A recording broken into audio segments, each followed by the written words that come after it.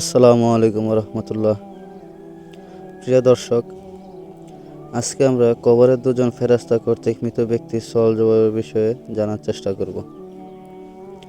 সহিহ হাদিস থেকে প্রমাণিত যে যখন কোনো জ্ঞানবান বালেগ মানুষের মৃত্যু হয় আর তাকে কবরে রাখা হয়, তখন তার কাছে দুজন ফেরেশতা আসেন।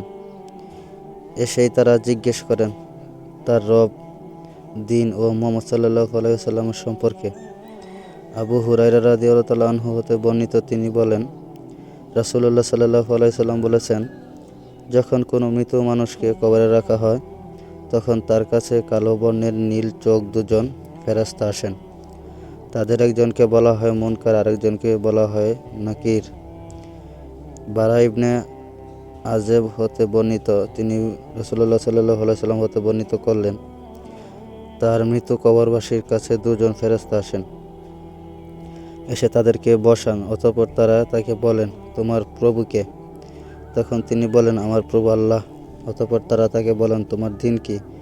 তখন সে বলে, আমি আল্লাহর কিতাব পড়েছিলাম, তার প্রতি ঈমান এনেছিলাম এবং তা বিশ্বাস করেছিলাম। এটাই বলা হয়েছে আল্লাহর বাণী।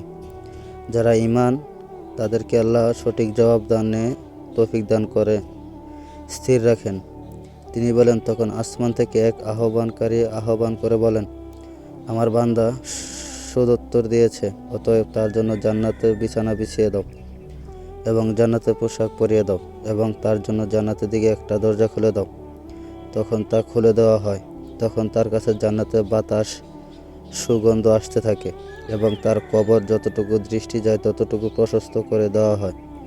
আর কাফেরদের মৃত্যুর কথা আলোচনা করতে গিয়ে বলেন, তার রূহ, তার দেহ ফিরিয়ে দেওয়া হয়। অতঃপর তার কাছে দুজন ফেরেশতা আসেন, তারা তাকে বসান। অতঃপর তারা প্রশ্ন করেন, তোমার প্রভুকে? তখন সে বলে, হায় হায়, আমি জানি না। অতঃপর তারা প্রশ্ন করে, তোমার মধ্যে যে লোকটি প্রেরণ করা হয়েছিল তিনি কে? তখন সে উত্তরে বলে, হায় হায়, জানি না। তখন আসমান থেকে এক আহ্বানকারী আহ্বান করে বলে, সে মিথ্যা বলেছে, অতএব তাকে তার জন্য জাহান্নামের বিছানা বিছিয়ে দাও, তাকে জাহান্নামের পোশাক পরিয়ে দাও আর তার জন্য জাহান্নামের দিকে একটি দরজা খুলে দাও। তিনি বলেন, অতঃপর তার কাছে জাহান্নামের দিক উত্তাপ এবং বিষবাষ্প আসতে থাকেন। তিনি বলেন, তার কবরও তার উপর সংকীর্ণ করে দেওয়া হয়, ফলে যেখানে তার পাঁজর পরিবর্তন হয়ে যায়। অতঃপর তার জন্য নিয়োগ দেওয়া হয় অন্ধ বহরা ফেরেশতা, তার সাথে থাকে লোহার হাতুড়ি। তা দ্বারা পাহাড়ের উপর আঘাত করা হলে তা মাটি ধুলো হয়ে যাবে।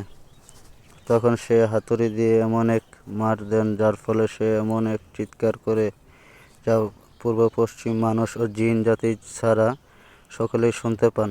ফলে সে ধুলায় পরিণত হয়। অতঃপর তার মধ্যে আবার রূহ ফিরিয়ে দেওয়া হয়। উপরোক্ত হাদিসে যে সওয়াল জবাবের কথা বলা হয়েছে, নিঃসন্দেহে তা বার্ধক্য জীবনে সংঘটিত হবে। যা মৃত্যুর পুণ্যদানের মধ্যে ঘটবে তা কবরেও হতে পারে, আবার অন্য কোথাও হতে পারে। কবরেও হবে বলে এ কারণে বলা হয়েছে যে সাধারণ প্রায় সব মৃত মানুষকে কবরে দেওয়া হয়।